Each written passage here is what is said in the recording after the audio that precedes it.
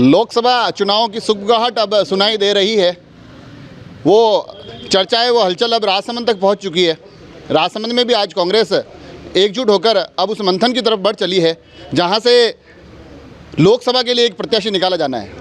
जी हां, आज राजसमंद में कांग्रेस की एक बैठक चल रही है और उस बैठक में पूर्व राज्य सरकार से पूर्व मंत्री शकुंतला रावत आई हुई है। उनके साथ राजसमंद के तमाम नेता, कांग्रेस से जुड़े हुए तमाम कद्दावर चेहरे डटे हुए हैं। मंथन किया जाना है। जिलाध्यक्ष से लेकर ब्लॉक अध्यक्ष और बूथ तक जो तमाम लोग इस मीटिंग में शामिल हुए हैं, उनके माध्यम से अब ये चेहरे तय करने की कवायदें शुरू हो चुकी है।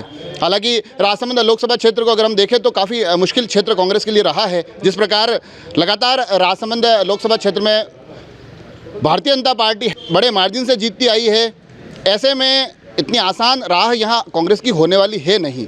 मगर इस बीच इस मंथन से कौन चेहरा निकलता है, किस प्रकार की योग्यताओं के माध्यम से चेहरा तय किया जाता है, और उसके साथ सबसे बड़ा सवाल कि इस मुश्किल क्षेत्र को किस प्रकार से कांग्रेस अपने पाले में ला सकती है, इन तमाम चीज़ों को लेकर मंथन जारी है।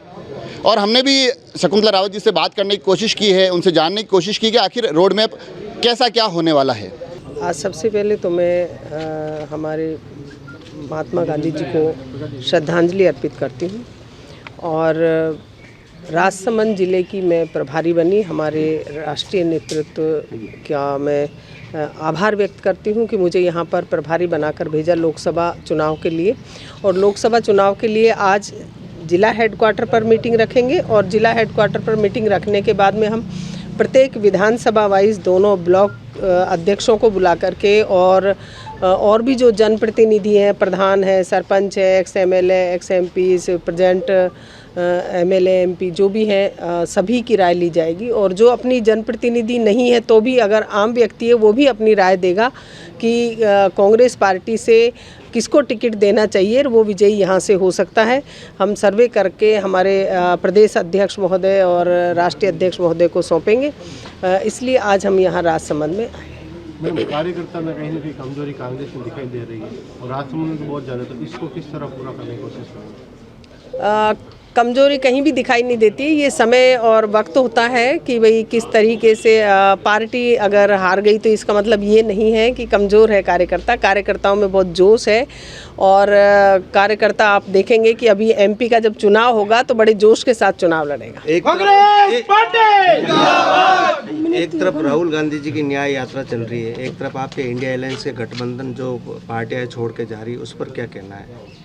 देखो, ये शीर्ष नेतृत्व का काम है। राहुल गांधी जी की जो न्याय यात्रा चल रही है वो बड़ी, आप देख रहे हैं कि किस तरह से उसमें जन सैलाब आ रहा है। जो जनता का जो उसमें एक राहुल जी के प्रति जो लगाव है, जो उनके प्रति जो एक मैं मानती हूँ कि उनकी जो भावना है, जो उस यात्रा में आपको देखने के लिए मिल रही है। और गठबंधन में कौन कहाँ जा रहा है उसके जाने से कोई कांग्रेस पार्टी पर फर्क नहीं पड़ने वाला। पूर्व में विधानसभा चुनाव के दौरान ये कहा गया था कि इस बार टिकट थोड़ा जल्दी दिए जाएंगे जहां मुश्किल सीटें होगी, हालांकि वहां वैसा हो नहीं पाया। मगर लोकसभा में भी पुनः यही कहा जा रहा है कि थोड़ा सा जल्दी इस बार टिकट डिक्लेयर कर दिया जाएगा। तो क्या राजसमंद लोकसभा एक ऐसा क्षेत्र है जो कांग्रेस के लिए एक मुश्किल चुनौती रहा है, तो यहाँ पर चेहरा जल्दी घोषित किया जाएगा या क्या स्थिति रहने वाली है?